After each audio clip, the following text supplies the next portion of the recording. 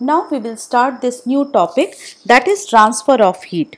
Actually, this transfer of heat always takes place from hotter object to a colder object, or we can say from a body at higher temperature to a body at lower temperature. So, whenever the two bodies at different temperature come in contact with each other, the heat will flow from the hotter part to the colder part. There are three ways of transferring of heat. The first one is conduction, then convection, and then radiation. First of all, we will discuss about the conduction. Conduction is the mode of transfer of heat in solids. In this process, the heat flows from the hotter end to the colder end of a solid object, and the process is called conduction. Now let us see how this conduction process takes place in solid. The particles of solid are very closely packed with little spaces between them. All the particles vibrate at their fixed position.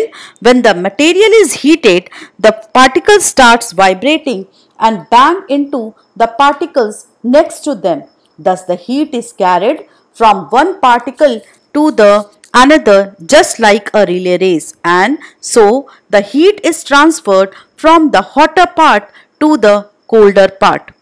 And now coming to the next thing, now some objects can pass heat very easily through them, and they are called conductors, while some materials don't allow this heat to pass through them, and they are called insulators. And very common example of insulators is wood, plastic, rubber. Yes, student. And the example of conductor is metal. That's why the metal is used to make the saucepans for cooking food. Why? Because they are a good conductor of heat. So in this way, the conduction takes place. Now coming to the next process, that is convection. Convection is the mode of transfer of heat present in liquids and gases. In this, the heat flows from one part of a fluid to another by the movement of fluid particles itself. Now students, we will learn this process in more detail. In convection, the particles of a fluid near the source of heat get energy, become light and rise up to the surface of the fluid.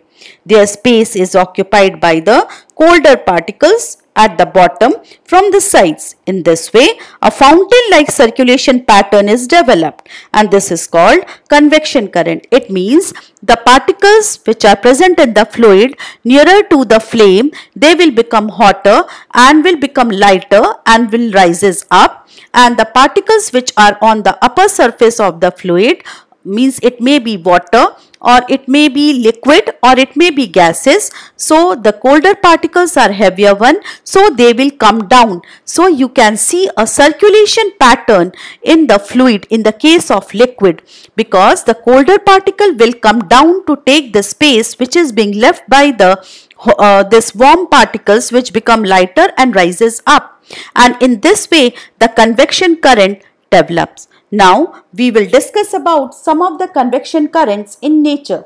You might be knowing about the sea breeze and land breeze. First of all, we will discuss about the sea breeze. During the daytime, the land gets heated faster than the sea water. The air above the land becomes hot and rises up.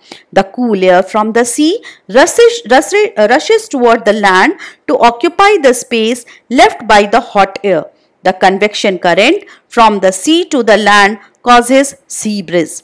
In this way, the sea breeze develops. Now coming to the land breeze, during the night time, the process is reversed. The land loses heat faster than sea water, or we can say that sea water cools down more slowly than the land. The air above the sea is warmer than that of the land.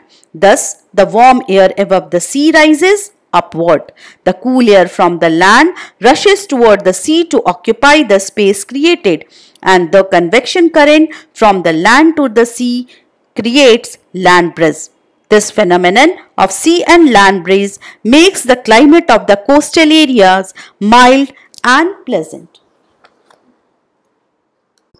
Now students, coming to the next process of heat transfer, that is radiation. We feel the warmth of sun when we are outside. Why? Because we get energy from the sun in the form of heat. Have you ever wondered how this heat energy from the sun reached to us? It is not possible by conduction because this process takes place only in solids.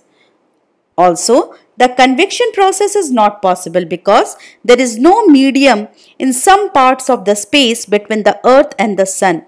So, there is another process of transfer of heat which can take place without any medium, and this process is called radiation.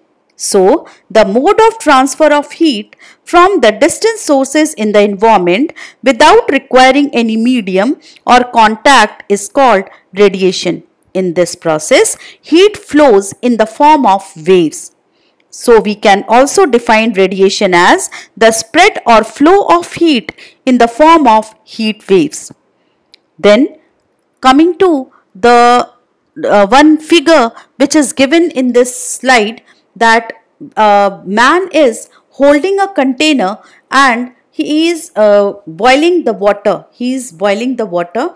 So, this container is getting hot and the handle is getting hot due to the process of conduction.